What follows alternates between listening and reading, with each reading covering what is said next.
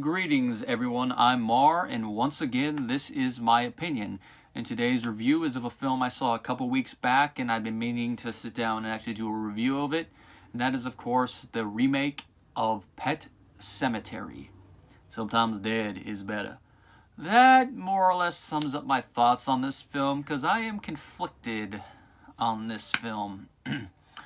On the one hand, I did actually like it, but on the other, it's one of those remakes that's like, meh. Definitely should not have been made, but I'll say it is a lot more entertaining than other remakes I've saw, like, definitely better than the RoboCop remake, but that's not saying much. Now, if you've seen the original film or read the novel, the basic plot is just the same. We got the Creed family, they're new in town. Doctor moved there. Lou is taking up practice at a local college. Him and his wife bought this beautiful house, kind of in the countryside, woods adjacent to the house. They have a neighbor named Judd who lives across the street, lived there his entire life. And there is a pet cemetery on the property where local children bury their pets, hence the title. Now, there is also former native grounds adjacent to the woods, and there is a little piece of land in that wood that brings the dead back to life, but the ground is sour. And anyone buried there does not come back quite the way they were before. In fact, they're, as a certain animated character would say, evil! Now, all said and good. Their family cat gets run over, so Judd tells Lou about the ground and they bury the cat there. Cat comes back. Cat's changed. Cat's kind of a prick, but as some people would probably say, cats are like that anyway, so it just amplified that. If you're not a cat person, that's not going to do much for you. Now, one of their kids gets run over, and you'll see later why I say one of them. And Lou, in his grief, buries the kid there, and then everything goes to hell. I know there's a lot of some minor spoilers in that little synopsis, but I gotta give the full context of it to discuss everything. That basic plot is more or less the same in the original, and I will say Mary Lambert did a better job directing that film than this one was. Not to say this is a bad remake, like I said, it's just, for the first part of it, it's essentially more or less the same film. But I will say this, it's not shot for shot, and while it covers similar beats, everything is not exactly the same. I mean, they meet Judd, and it's a similar fashion. He helps one of the kids, but it's not the same. And Judd and Lou strike up a friendship, not exactly the same. Pascal ends up dying, not exactly the same, but similar enough. Probably one of my favorite parts of the film, gore-wise. The nightmares. If you've seen the original and you know all the specific beats leading up to the scene everybody seems to remember about that film involving the truck, all the beats are more or less the same. It's just their execution is different, which is, if it was not for what they do in the third act, it's why I'd say this is a decent remake, because it tells the same story, different manner, but nothing special. Now, the performances by the actors are all great. Nothing Academy Award winning, but they're serviceable.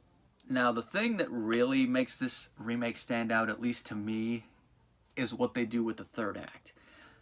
Now, I know this is going to be a spoiler, but for those of you who have not seen the film, and it's this amount of time into the release, I don't think it's a big deal for me to mention this in this part of the review, but that is, in the original and in the novel, Gage is the one that gets run over by the truck. The little kid. Which is sad in and of itself, but in this one, as a certain wrestling writer would say, we're gonna swerve them, bro. Instead of Gage getting run over, which they did hint out, and me and my girlfriend were watching this going, ooh, no, is this gonna happen? Nope. Instead of Gage getting run over, it's Ellie, the older child, that gets run over.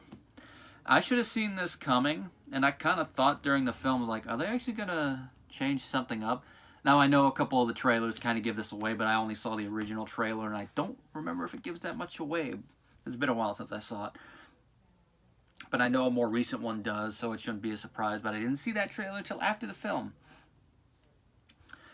And then Ellie being the one brought back, I'm like, ooh, this works. And it does work, because the actress that plays Ellie, she's all bright and chipper when she's alive, but once she becomes evil Ellie, ooh, she is creepy. The right amount of creepiness, the right amount of cold, emotionless timbre in her voice, and it's like, ooh.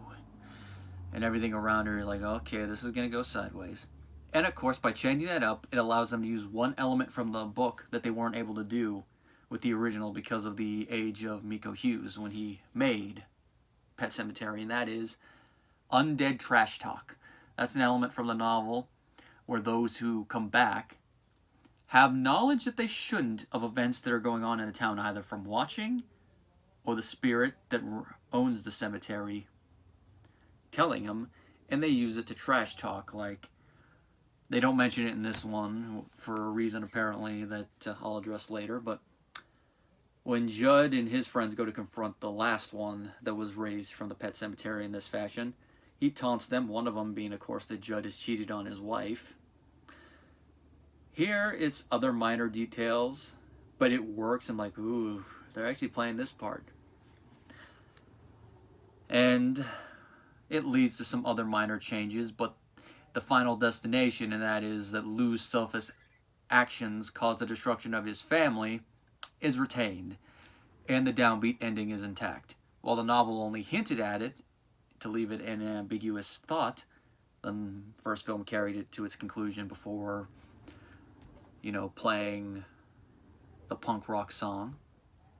Here, it's a little bit of both. You see where the dark ending is going, but it's left ambiguous, but you know what's going to happen. I'm not going to spoil this part of it, but this is one of the things like, oh, they actually are going through with it to this degree. As you could probably already guess, the third act is my favorite part of the film. Now, my one complaint about this film, and it's a minor one, I would probably say it's more a nitpick, and that is Judd.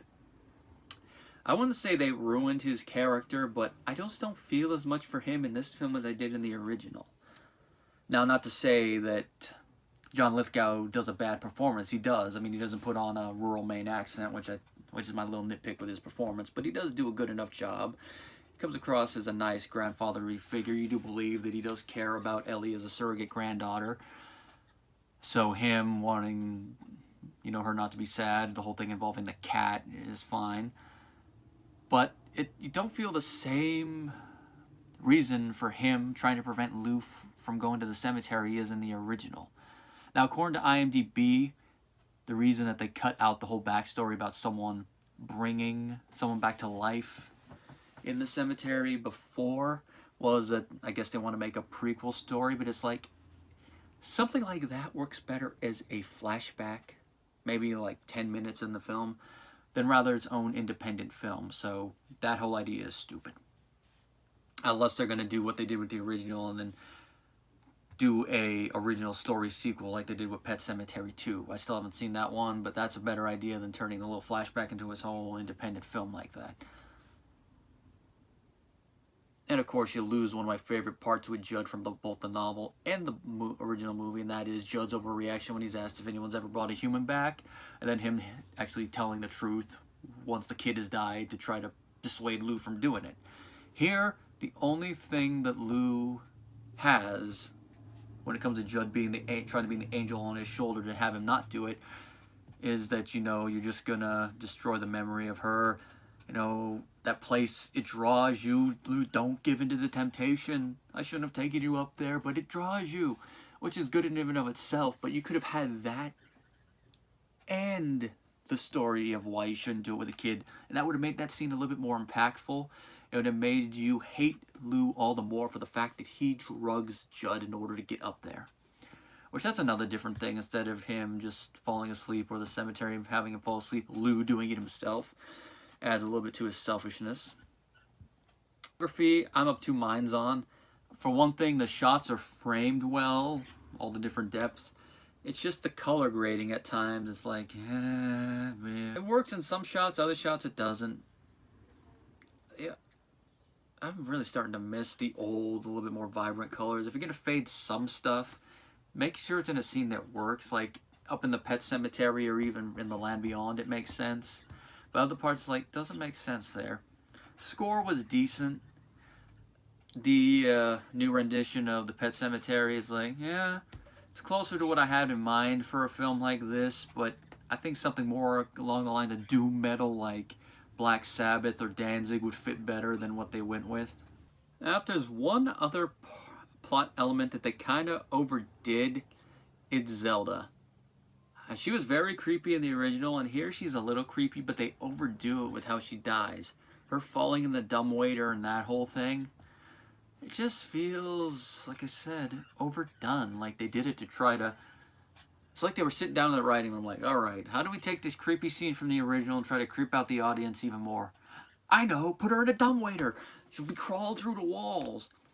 Now, I'll say, it works from the standpoint of I can see how it would creep out the wife, considering that she saw this happen to her as a kid and the whole subconscious connection with death and her being creeped out and still having this repressed baggage. It would take Freud a century to unravel with her. But from the audience standpoint, it's like it's just a jump scare for the sake of a jump scare, which I hate it when it's for the sake of a jump scare. If it's done right, it works, but here's like the moment the scene was going, I'm like, I know where they're going with this. And it's creepy, but overblown. They should have just kept it similar to how they did in the original, or maybe you hear her, but only like see her briefly in flashes, and you don't fully see her until the whole part near the end where the Semetary's messing with her mind. And of course it leads on to another little element, and that is that they actually do show the Wendigo this time, but the shot where it's supposed to be him, I'm like, where is it? I don't really see it. Now, I know it probably would have been a little hokey to actually fully show it in its full glory, but maybe at least some glowing eyes out in the woods would have been a little bit more preferable. Or maybe like a more smoky shape around it instead of just seeing something like, really? That's supposed to be the Wendigo? I can't really see anything. And this is on the big screen. Maybe the lighting and color grading also had something to do with that, but it's like, really? They're building it up and that's it? As a Hercules actor would say, disappointed! All in all, it's a time waster of a film. I can definitely see why people hate it. Like, I know a couple of my friends don't like it that much. Probably a certain quote from a certain deceased film critic would sum it up. But for me, it's essentially just a film that you just watch for the third act, and that's about it. I liked it more when I first got out of the theater, but it's one of those ones as I sit and think about it, it's like, yeah, could have been a whole lot better, but on the same time, could have been worse. Could have been a Psycho 97 where they just shot the film shot for shot, and that was it, without any of the soul.